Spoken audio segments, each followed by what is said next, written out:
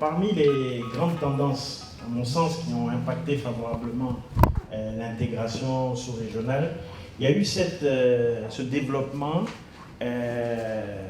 et c'est l'implantation d'acteurs régionaux. Il se trouve qu'aujourd'hui, on constate que la plupart des groupes internationaux quittent, se désengagent de l'Afrique et il y a une propension à voir des acteurs africains remplacer donc les banques, j'allais dire, qui étaient là, les groupes qui étaient là sur le plan historique. Alors, le paradoxe, c'est que ces groupes africains n'ont pas d'autre objectif que de se développer en Afrique. Mais malgré cela, on constate que le taux de bancarisation n'est pas celui qu'on souhaiterait et n'a pas pu décoller comme il se doit.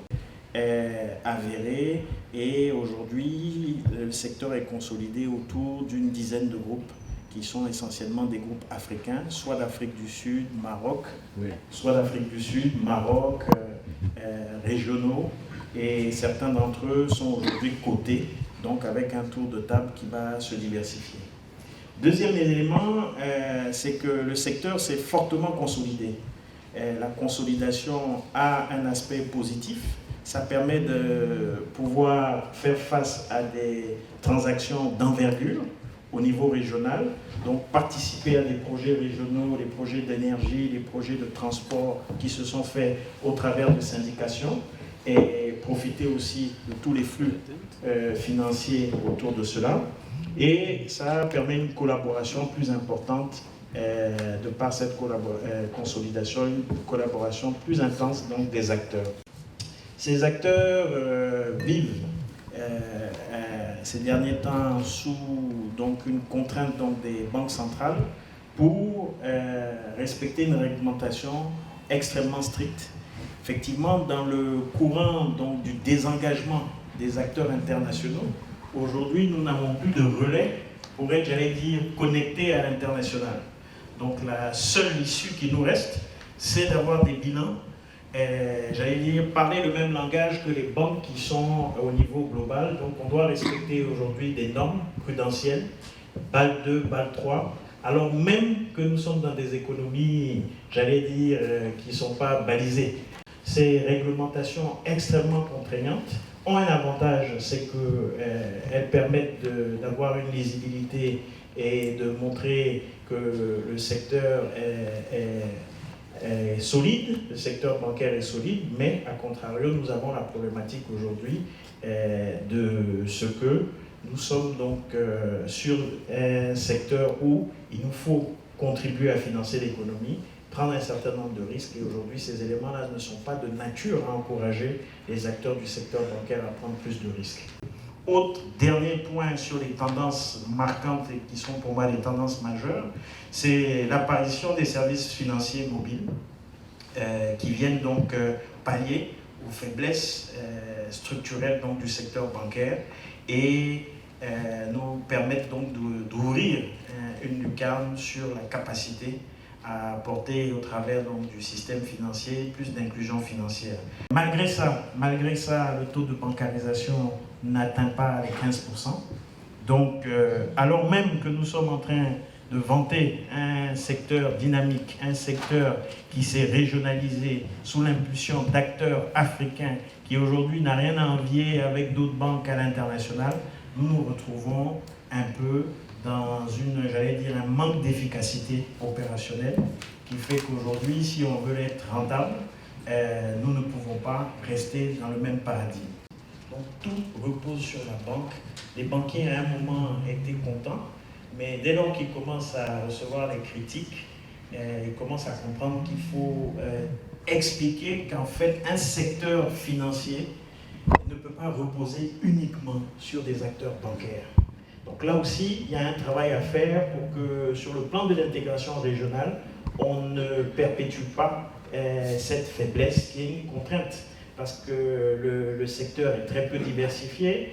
Aujourd'hui, quand on regarde par exemple le taux de capitalisation boursière de nos pays, vous avez le Ghana qui à lui seul totalise 30 milliards de dollars, alors que la BRVM tourne autour de 10 à 15 milliards en capitalisation boursière. Donc quasiment le double. L'Afrique du Sud, elle, pour autant, est autour de 968 milliards. Donc c'est autant de flux qui ne contribuent pas au développement de nos économies et autant de flux que nous n'arrivons pas dont nous n'arrivons pas à bénéficier. Dans ce constat, dans ces généralités, il y a des différences et la plupart du temps, il y a un peu plus de dynamisme en Afrique anglophone.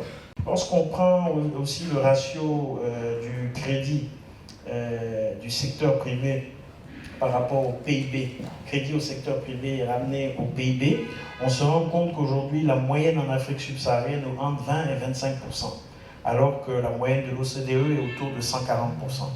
Donc, c'est pour dire que nous sommes encore loin en arrière. Donc, on ne peut pas s'enorgueillir d'avoir un secteur bancaire, malgré le fait qu'il est le maillon essentiel donc, du système financier. Ce secteur-là a montré ses limites. Nous avons des coûts de transaction et des risques qui sont élevés.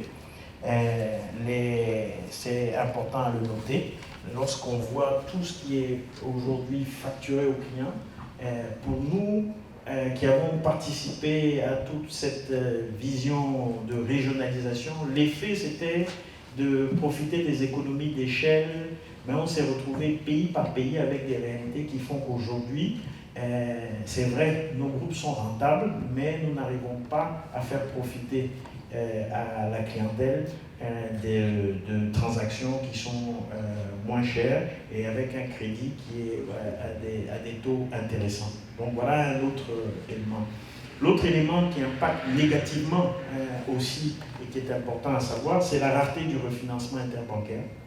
Moi j'ai vu en Namibie, donc plutôt au Mozambique, un gouverneur de banque centrale qui imposait donc aux différentes banques de se prêter de l'argent entre elles pour optimiser donc, les ressources intérieures. Et ça, ce sont des aspects et des bonnes pratiques, à mon avis, qui doivent être aussi exploitées dans notre région.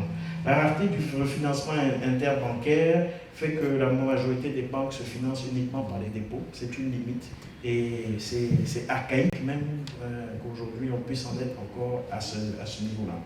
Il faut qu'on positionne nos régions aussi comme des centres financiers internationaux et développer à la limite, s'il le faut, des zones offshore régionales pour attirer des capitaux, des devises sous une autre forme.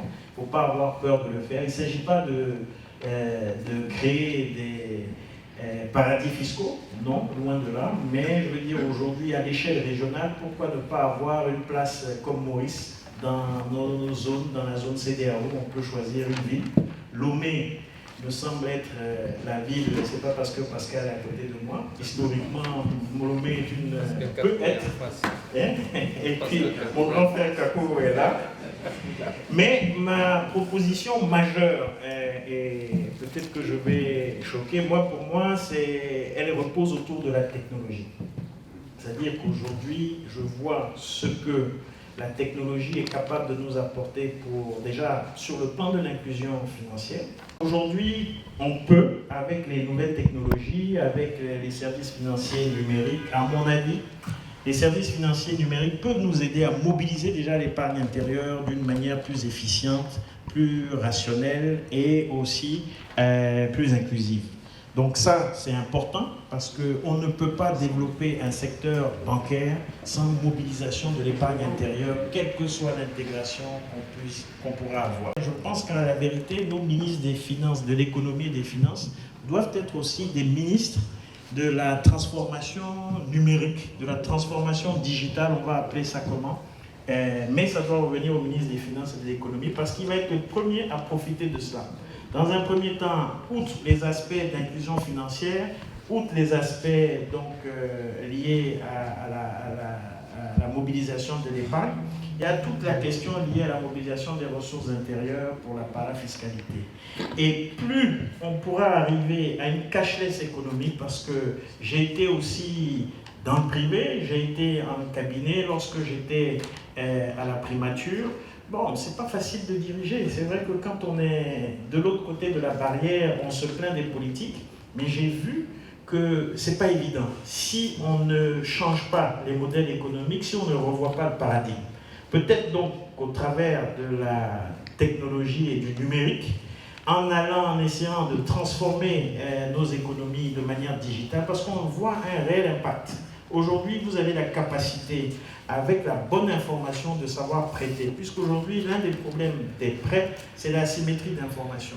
La technologie nous permet de résoudre cela. La technologie nous permet de reach out, donc d'atteindre les zones les plus reculées.